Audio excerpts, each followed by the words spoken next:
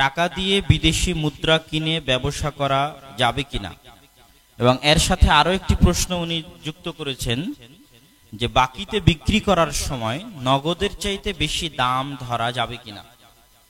তা আমি উত্তরের জন্য সর্বপ্রথম শেখ আব্দুল নূর মাদানী হাফিজাহুল্লাহর নিকটে চলে যাচ্ছি, তারপরে আব্দুল আলিম মাদানী হাফিজাহুল্লাহর নিকটে, তারপরে আব্দুল বারী বিন সুলাইমান হাফিজাহুল্লাহর নিকটে।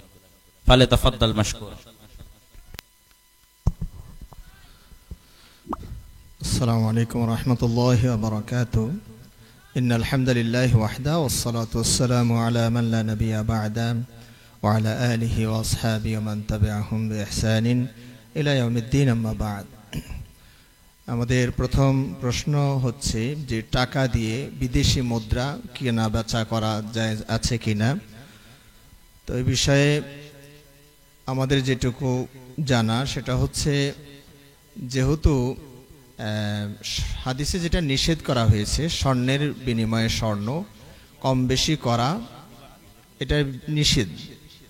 আয-যাহাবু বিয-যাহাবি রিবা ইল্লা হা ওয়া হা, অর্থাৎ টাকার স্বর্ণের বিনিময়ে স্বর্ণ সেটা যদি কম বেশি হয় ওটা সুদ হয়ে যায়। কিন্তু এখানে যেহেতু টাকা, ডলার, রিয়াল এগুলোর জাত আলাদা আলাদা, আমি আবারও আপনাদেরকে বলি, একই জাতীয় জিনিস কম বেশি লেনদেন এটা হচ্ছে সুদ। অর্থাৎ টাকার বিনিময়ে টাকা লেনদেন, এখানে যদি কম বেশি করা হয় তাহলে এটা কি হবে? সুদ হবে। কিন্তু যদি জাতটা, সত্তাটা ভিন্ন হয়, যেমন ধরুন রূপা দিয়ে স্বর্ণ কিনছেন অথবা স্বর্ণ দিয়ে রূপা কিনছেন, এরকম সত্তা যদি ভিন্ন হয় তাহলে কম বেশি জায়েজ আছে। সেই হিসাবে টাকা এবং ডলার আর রিয়াল এগুলো যেহেতু সত্তাগত ভিন্ন ভিন্ন, সুতরাং এখানে কেনা বেচা করা, কম বেশি করা জায়েজ আছে, আশা করি ইনশাআল্লাহ।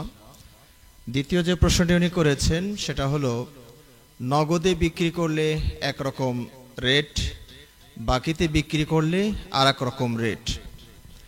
অর্থাৎ কেউ যদি আপনাকে বলেন যে এই পণ্যটি যদি নগদে নেন তাহলে 20,000, আর যদি বাকিতে নেন তাহলে 25,000। এখন যদি আপনি কোনো একটাকে ফিক্সড করে বলেন ঠিক আছে আমি নগদই নিলাম, অথবা যদি আপনি বলেন যে ঠিক আছে আমি বাকিতেই নিলাম, তাহলে এটা অধিকাংশ ওলামাই জায়েজ বলছেন। শুধু আমার জানা মতে শেখ আলবানী রহিমাহুল্লাহ এটাতেও আপত্তি করেছেন। শেখ আলবানী রহিমাহুল্লাহ বলছেন যে এটাও সুদের মধ্যে পড়ে যাবে, কারণ পণ্যের গুণাগুণে কোনো কম বেশি হলো না, অথচ মাঝখান থেকে 5,000 বেশি হয়ে গেল কি করে। আশা করি শেখ আলবানীর কথাটা আপনারা বুঝতে পারছেন। উনি বলছেন যে ধরুন একটা ফ্রিজ, একটা মোবাইল, নগদ নিলে 20,000, বাকি নিলে 25,000, এই যে 5,000 টাকা বেড়ে গেল, এটা কি কারণে বাড়লো? পণ্য যা তাই তো আছে, এখানে 5,000 টাকা বেড়েছে শুধুমাত্র সময়ের কারণে। সময় বিক্রি করার সময় কোনো পণ্য নয়, সময় বিক্রি করা জায়েজও নেই। এই হিসাবে শেখ আলবানী রহিমাহুল্লাহ এটাকেও সুদের গন্ধ তিনি পেয়েছেন।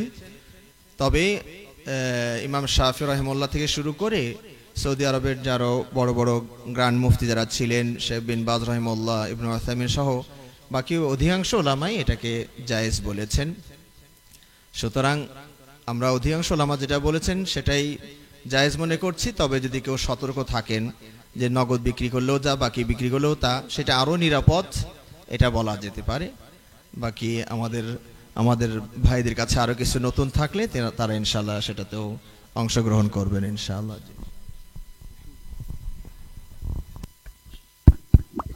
আলহামদুলিল্লাহ ওয়াসসালাতু ওয়াসসালামু আলা রাসূলিল্লাহ ওয়া আলা আলিহি ওয়া আসহাবিহি ওয়া মান ওয়ালা, আম্মা বা'দ। শেখ আব্দুল নূর মাদানী হাফিজাহুল্লাহ চমৎকারভাবে উত্তরটা দিয়েছেন। আসলে মোটামুটি উত্তরের সব দিকই এসে গেছে। তারপরে আমি এখানে একটু বলবো যে ওলামায়ে কেরাম মোটামুটি সব দেশের মুদ্রাকে আলাদা আলাদা জিন্স, আলাদা আলাদা শ্রেণী হিসেবেই উল্লেখ করেছেন, এবং এ ব্যাপারে মোটামুটি সবাই একমত। তো সেই হিসেবে আমরা টাকা, ডলার, রিঙ্গিট, রিয়াল, দিনার, এগুলোকে, ইউরো, এগুলোকে সব আলাদা আলাদা জিন্স, আলাদা আলাদা শ্রেণী হিসেবে ধরে আমরা কম বেশি লেনদেন করতে পারবো, এর ব্যবসা করা যাবে। তবে আমাদের সম্ভবত গুলিস্তানে যেটা চলে, ঈদের আগে পুরাতন টাকা দিয়ে নতুন টাকা বিক্রির একটা হিড়িক পড়ে যায়, এটা কিন্তু জায়েজ নেই, এটা সুদের অন্তর্ভুক্ত। কেন? কারণ টাকা দিয়ে আপনি টাকা কিনছেন, একই মুদ্রা, একই জিন্স, সেই কারণে এটা জায়েজ নেই। কিন্তু ভিন্ন যদি মুদ্রা হয় তখন কম বেশি করে আপনি কিনতে পারবেন, এর ব্যবসা জায়েজ আছে। আর বাকি আরেকটা যেটা প্রশ্নের অংশ, সেটাও উনি যেটা বলেছেন সেটাই হলো বক্তব্য। ওলামায়ে কেরাম বলেছেন কিস্তিতে বেচাকেনা করা যায়। তো কিস্তিতে বেচাকেনা করা যায় কেন? কারণ কিস্তিতে বেচাকেনা করলে দাম একটু বেশি হয় এবং এই দাম বেশি নেওয়া জায়েজ। শেখ আব্দুল আজিজ ইবনে বাজ রাহিমাহুল্লাহ তিনিও এই কথা বলেছেন। সেই হিসেবে কিন্তু যদি কেউ বাকিতে দিয়ে একটু বেশি দাম নেয় তাহলে জায়েজ আছে, এবং এটাই যেমনটি উনি বলছিলেন জুমহুর উলামায়ে কেরামের বক্তব্য। হাদা আল্লাহু তাআলা আ'লাম। যে আমি আরেকটু বিষয় যোগ করি আপনাদের সাথে। একটি হাদিসে আল্লাহ নবী সাল্লাল্লাহু আলাইহি ওয়াসাল্লাম বলছেন যে বায়াতাইনি ফি বায়া, অর্থাৎ এক ব্যবসার মাঝে দুই ব্যবসা ঢুকানো যাবে না।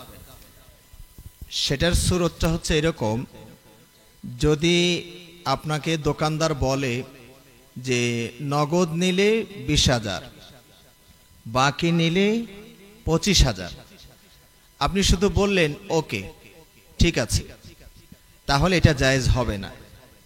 কারণ কি ঠিক আছে এটা আপনি নির্ধারণ করেননি, নগদ ঠিক আছে না বাকি ঠিক আছে।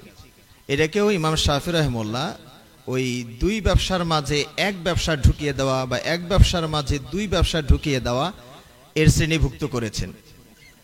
আমি কি বুঝাতে পারলাম আপনাদেরকে?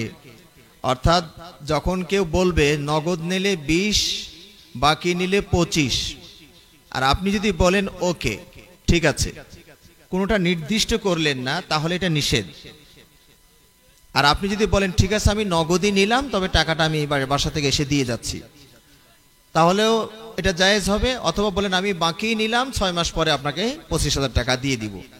যে কোনো একটাকে নির্ধারণ করতে হবে। অস্পষ্ট যদি রেখে দেন তাহলে এটা জায়েজ হবে না। জি।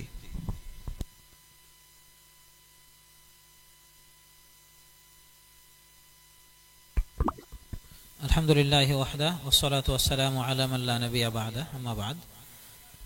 আমাদের সম্মানিত ওস্তাদের বক্তব্য থেকে প্রশ্নের যথাযথ উত্তর আলহামদুলিল্লাহ চলে এসেছে।